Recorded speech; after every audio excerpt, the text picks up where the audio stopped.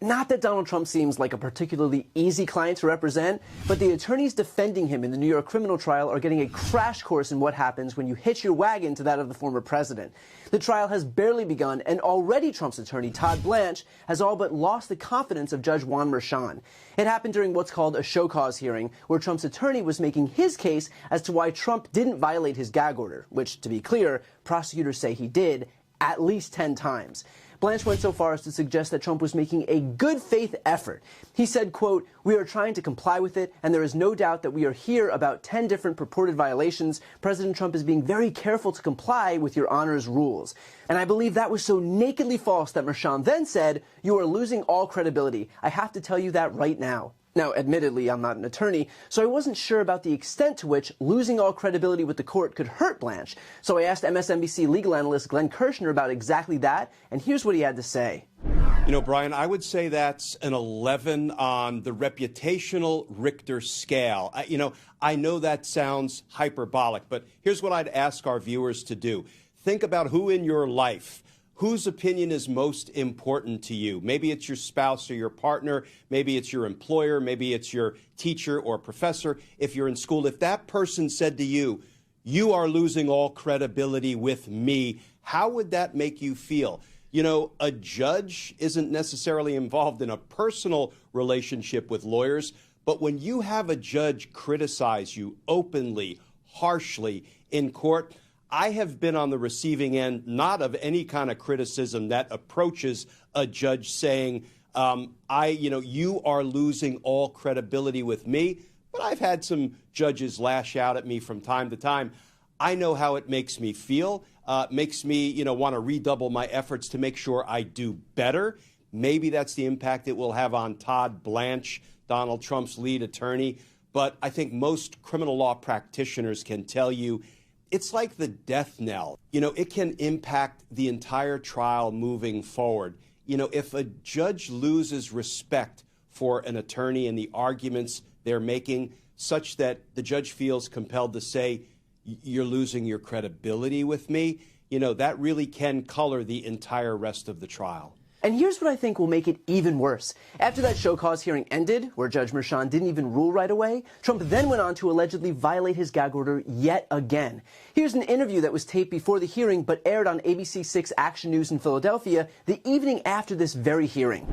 Shift to the trial, if we could, for 1 second. Where is your concern level at this point regarding David Pecker's testimony and Michael Cohen's testimony? Well, Michael Cohen is a convicted liar, and he's got no credibility whatsoever. He was a lawyer, and you rely on your lawyers. But Michael Cohen was a convicted liar. He was a lawyer for many people, not just me. Are you prepared to take the stand if it comes down to it?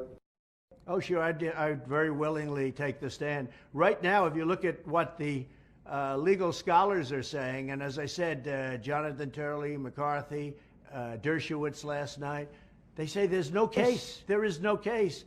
They brought a case that doesn't exist. And they're right. Other than we have a very conflicted judge. The judge is highly conflicted.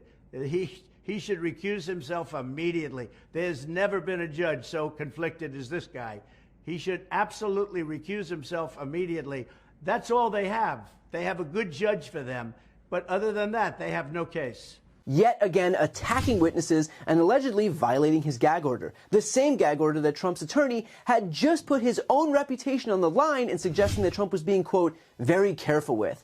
So if you're wondering why Todd Blanche is losing all credibility with the court, this should put things into perspective.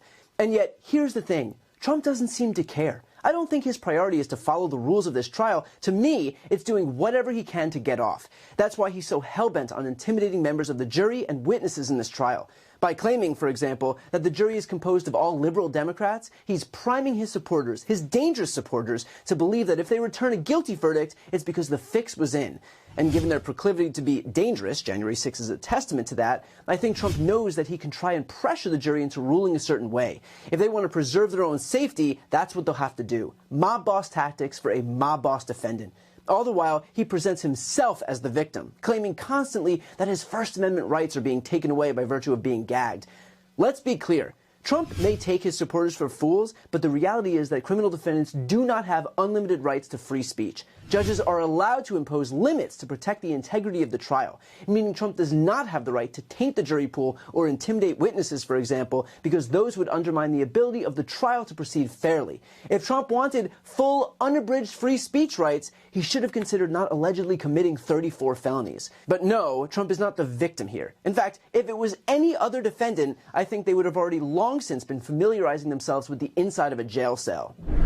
You know, he would have been promptly fined the first time, and he would have been jailed the second time. Donald Trump has racked up at least 10 criminal contempts for which he has not been held accountable, even with a fine. So, yes, the entire system is bending over backwards, catering to Donald Trump, treating him as they would treat no other defendant, and in the process sacrificing the safety of everybody else, witnesses, jurors, prosecutors, judges, and their respective family members. So, yeah, if it wasn't Donald Trump, this person would have been jailed long ago and would probably be in pretrial detention for the entirety of the trial. So Trump's attorney will continue to embarrass himself as he puts his reputation on the line for a client who seemingly is hell-bent on torching him.